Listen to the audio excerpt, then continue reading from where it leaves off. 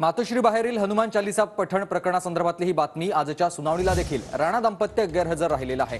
पुढील सुनावणीला गैरहजर राहिल्यास राणा दाम्पत्याविरोधात अजामीनपात्र वॉरंट काढू असं या सगळ्यानंतर न्यायाधीश म्हणाले।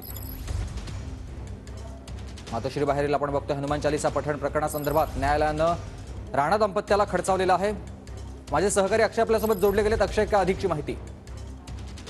स्मित, या सगळ्या संदर्भात राणा दाम्पत्य सुनावणीच्या वेळी वेळोवेळी गैरहजर राहिले होते। यापूर्वी देखील त्यांनी गुन्हे रद्द करण्यासाठीची याचिका दाखल केली होती। गेल्या आठवड्यात ती याचिका फेटाळण्यात आली होती आणि आज आरोप निश्चितीकरणासाठी सुनावणी देखील आज विशेष न्यायालयासमोर ठेवण्यात आली होती। मात्र या सुनावणीला देखील राणा दाम्पत्य महत्वाचं काम असल्याचं, आम्ही लोकप्रतिनिधी असून जनतेच्या भल्याची काही कामं आहे यासाठी अनुपस्थित राहिलं असल्याचं वकिलांना सांगण्यात आलं।